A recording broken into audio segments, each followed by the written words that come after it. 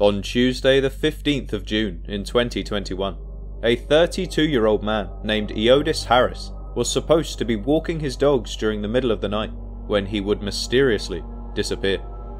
The next morning, his mother Corlita would wake up to find a missed call from her son at around 4 AM, so given this strange occurrence, she attempted to call him back, concerned that Eodis may have been in trouble.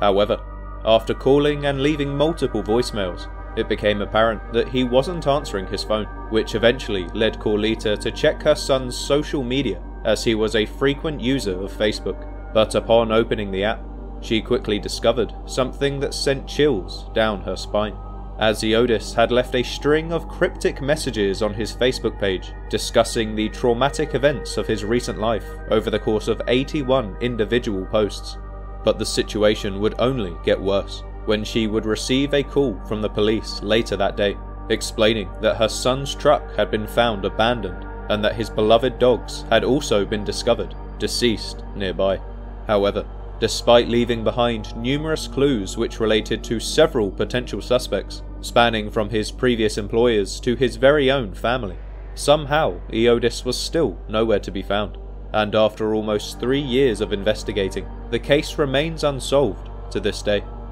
So, given the incredibly controversial details that surround this case, many are starting to wonder what really happened to Eodis Harris, and more importantly, who could be responsible for his mysterious disappearance.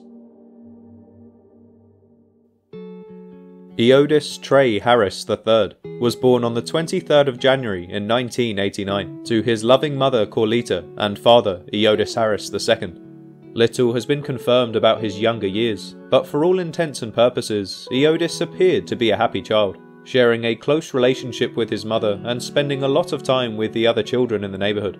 However, at some point, his mother would catch on to some feminine qualities being demonstrated by her son, and given her strong faith at the time, she wasn't sure how to handle the situation. So, fearing this behaviour may have been a result of Eodis not spending enough time with his father, in the words of Eodis himself, she then gave him up to his father, because only a man can teach a man how to be a man. However, as he continued to develop, it soon became apparent that Eodis was slightly different to the other kids, as he would start to develop some unexplained feelings for one of his neighbours, who would then go on to affectionately call him his wife.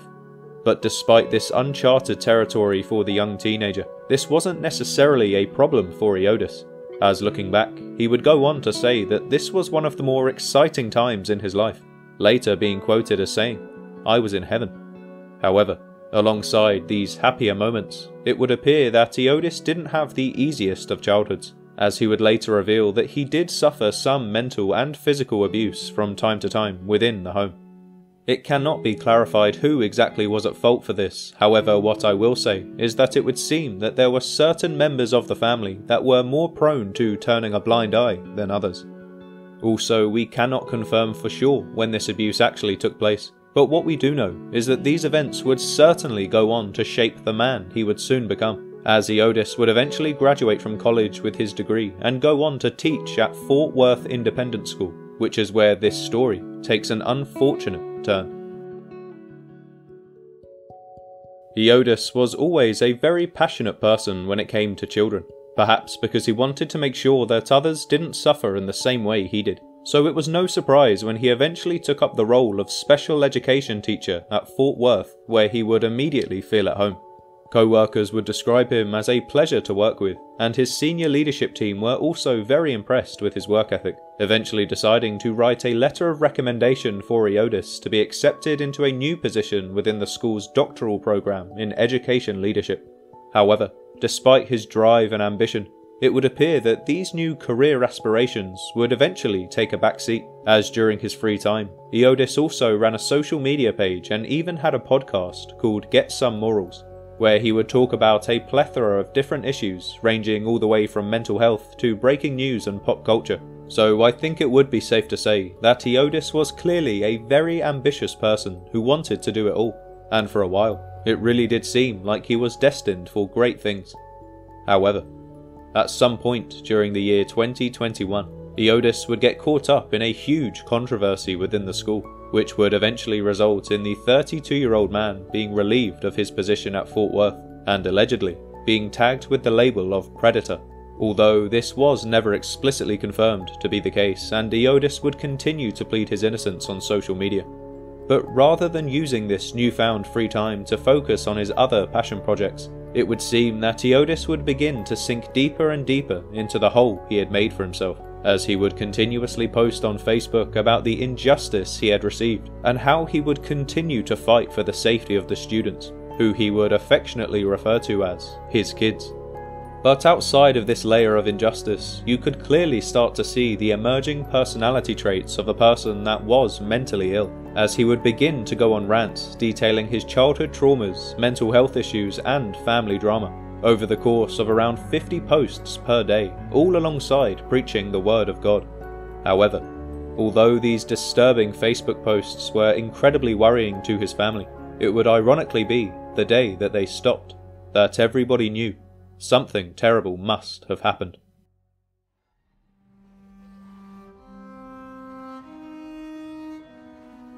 On Tuesday the 15th of June, the 32-year-old man would call up his mother Carlita at around 3 AM in the morning to tell her that he was walking his dogs and wanted to talk. Well, concerned by this behaviour, Carlita asked Eodis if everything was okay, as it wasn't normal for her son to call her at such a strange hour. But despite her concerns, Eodis made it clear that he was of sound mind and simply wanted to get some fresh air. So, accepting this explanation at face value, Carlita continued to speak with her son for the next few minutes, until the conversation ended and Eodis went back to walking his dogs. However, at around 4 AM, the troubled man would pull out his cell phone once again and dial his mother's number for reasons unknown. But as it was late, Carlita had already fallen asleep and therefore missed his call. The next morning, she would wake up at around 7:45 AM and immediately noticed the missed call from her son. So, given his concerning behaviour in recent days, she decided to call him back to check up on his well-being. But despite numerous attempts to get in touch, each call would go to voicemail, and Carlita was left unsure what to think. On the one hand, this could have simply been because he was asleep. After all, he was still awake at 4 AM the night before, so it was very possible that he had returned home shortly after and gone to bed. But there was a nagging feeling in the back of her mind that told her that there was something more to this story. So, in response to her concern, Carlita then contacted other family members to ask them if they had heard from Eodis. But once again, it appeared that nobody else had heard from the 32-year-old, as they too were unable to get in touch with him. But despite her growing concerns, there was still one trick up Carlita's sleeve, as she knew that her son was always posting updates on Facebook, and upon opening the app, she quickly discovered that Eodis had left a barrage of cryptic messages on his page, discussing the traumatic events of his life, which continued well into the evening of June 15th. So, given her son's clear presence on social media, this somewhat put Carlita's concerns at ease, as although the posts were troubling in nature, at least he was still active. However, it would seem that this activity wouldn't last forever, as at some point during the following day, this long trail of Facebook posts would abruptly stop, to which Carlita would soon realise that phone call with Eodis the previous night would be the last time she would ever hear her son's voice. On Wednesday the 16th of June, Carlita Johnson would reach out to her family one last time to see if anybody knew where Eodis was or if he was okay, as it wasn't like him to stop posting on Facebook for long periods of time. But just as before, it would seem that nobody had directly spoken to Eodis since the previous day, which left Carlita alone with her imagination as she conceptualized all of the horrific possibilities that could explain the situation. However, as she sat there scrolling through her phone, a call would suddenly pop up on the screen, and upon answering, in one brief moment, all of her worst nightmares would soon come to fruition. The call was from the Fort Worth Police Department, and they quickly explained that her son's truck had been found abandoned in the town of Aspermont, around 3 hours away from his home in Fort Worth.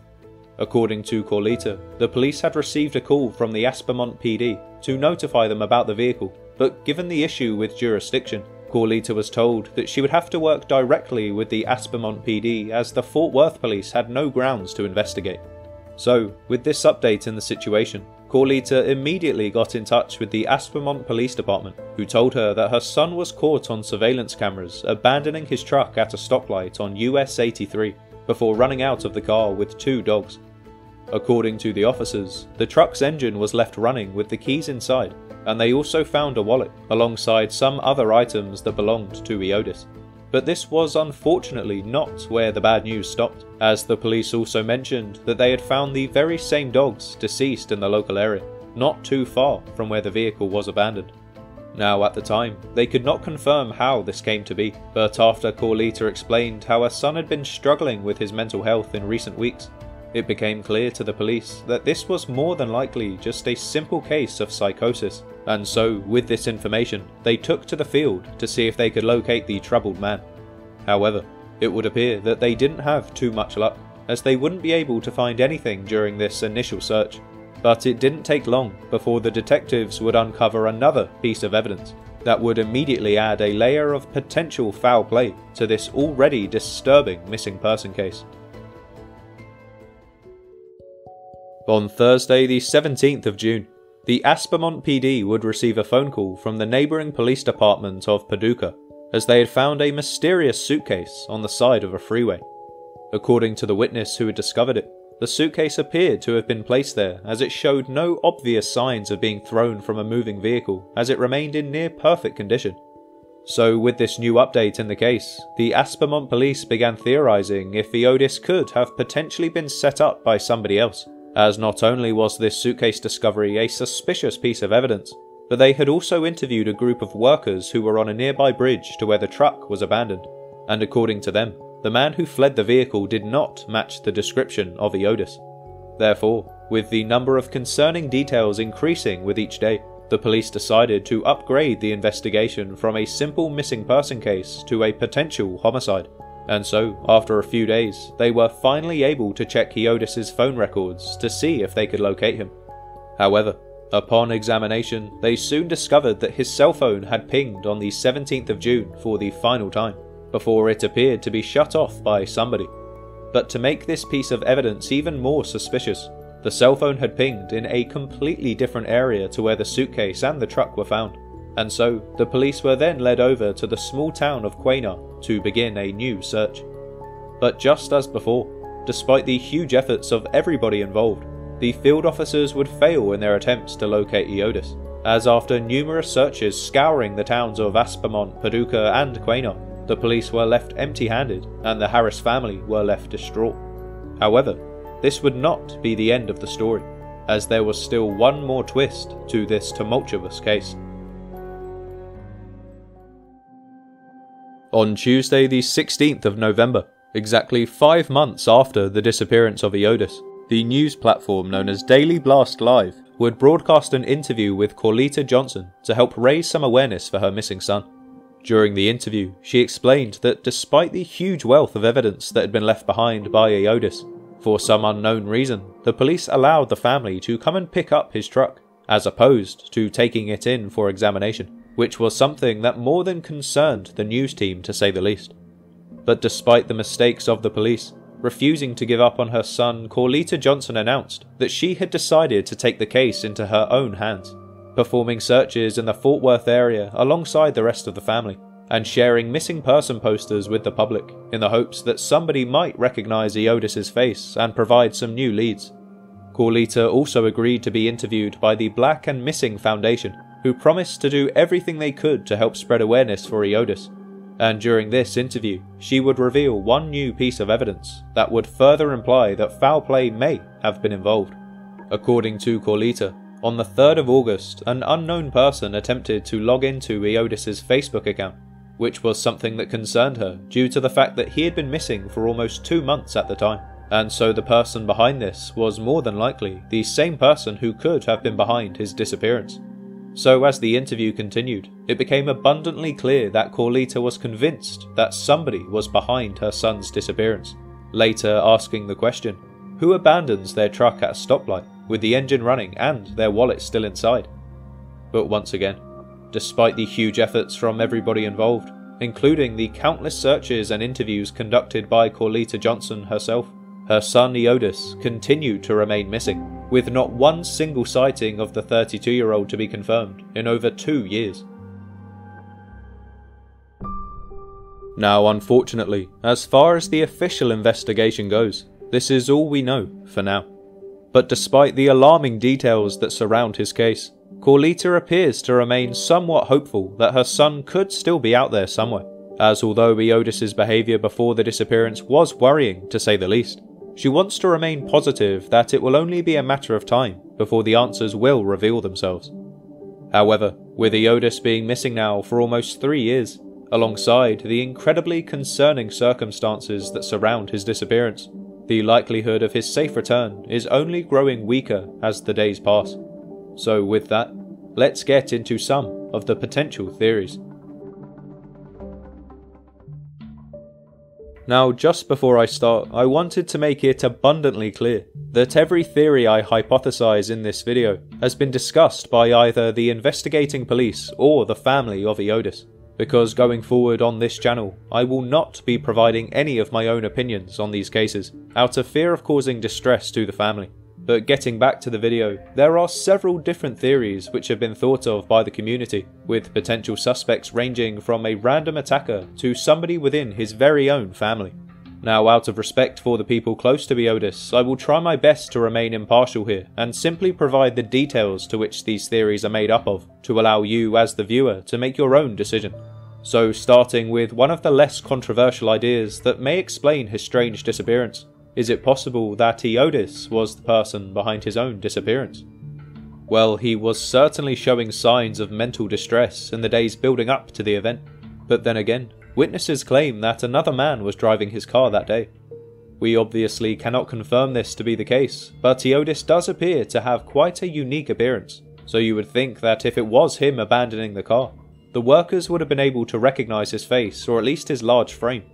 But to this day, they remain confident that it was not Eodis in that car, and this person has never been able to be identified. Also, with the suitcase being found in a different location around 60 miles away, surely Eodis wouldn't have been responsible for this, unless he dumped the suitcase beforehand. But if so, for what reason would he do this?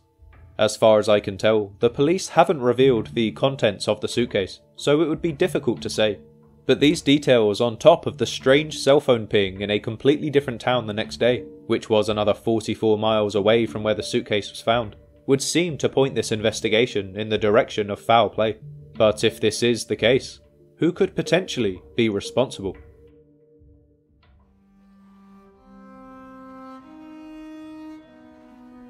Well, there are several possible suspects that have been discussed during the investigation. But once again, out of respect for the family, I must remind you that these theories are nothing more than speculation, and there has been absolutely no proven evidence to point in the direction of any particular suspect. But it has been argued that the disturbing Facebook posts that were left by Eodis in the days leading up to his disappearance may have triggered somebody out there to feel the need to shut him up. Eodis was mentioning his childhood traumas, so perhaps there was somebody out there who was fearful of being outed by Eodis. And seeing as he was losing control of his mental state at the time, this potential suspect may have had a motive to stop him talking. Now, this person could be a friend, family member, neighbour, anybody really, and there are no specific names to base this theory on, so we have to be vigilant that we don't point any fingers unless the authorities give us reason to. But there is also one more possible motive which I'm yet to discuss in this video, which is that alongside the mental struggles that Eodis posted about on his Facebook page, he also frequently mentioned another issue that was plaguing his life at the time, which appeared to be a heated dispute around a piece of land that he owned, or was set to own in the near future, that led him to assume that his life may have been in danger. Now, I must remind you that this theory is nothing more than hearsay, but I implore you to check out Eodis's Facebook yourself, as there are hundreds of posts detailing this potential motive in a lot more detail, and I would prefer that you make up your own mind on this one as it's incredibly controversial. But according to Eodis, it would seem that certain members of his family were jealous of the fact that he was set to receive a property from his grandfather that sat on top of an oil reserve which was apparently worth thousands of dollars. No set number was ever provided, and to be honest, it could be possible that there was no money at all, but all I have to base this theory on is the barrage of Facebook posts made by Eodis himself, where he explains that he wanted to give this money back to the community, but he was fearful that his family wanted to take it for themselves. Now once again, I will let you make your own mind up about this one, but it is very intriguing to say the least, and it could certainly be a strong motive for somebody who wanted to get Eodis out of the picture so they could have access to this potential wealth. But before I continue down the rabbit hole of foul play, it must be stated that Eodis was a very troubled man. Honestly, just spend a few minutes on his Facebook page and you will immediately feel the distress that he must have been going through at the time. He had recently lost his job, he was being vilified as a predator by his ex-co-workers, he was clearly still struggling with his childhood traumas, and even his own family seemed to be out to get him. That is, of course, if what he said was true. So I guess what I'm trying to say is that although the behaviour of Eodis was clearly very suspicious and does seem to point in the direction of foul play, we can't rule out the possibility that what happened here may have just been the actions of a mentally disturbed man who couldn't take the pressures of life anymore. Now I know this would be a truly heartbreaking end to such a turbulent story, but I feel it is one we have to consider, especially given the fact that the police still do not have a suspect after almost 3 years of investigating. But regardless of what happened to Eodis that day, I think one thing we can all agree on is that we need to keep searching for the truth, so his family can finally get the closure they need and put this traumatic event behind them once and for all. Anyway, with that, I think I'll leave this video here. But if you have any other theories of your own which you think may explain what happened to Eodis Harris, please leave your ideas in the comments down below and I will do my best to get back to you.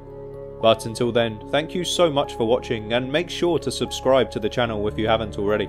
Also, if you found this video interesting, check out the videos on screen now, where I've covered a range of similar cases such as the disappearance of Daniel Robinson, who was another young person of colour that mysteriously disappeared after abandoning his car in Arizona.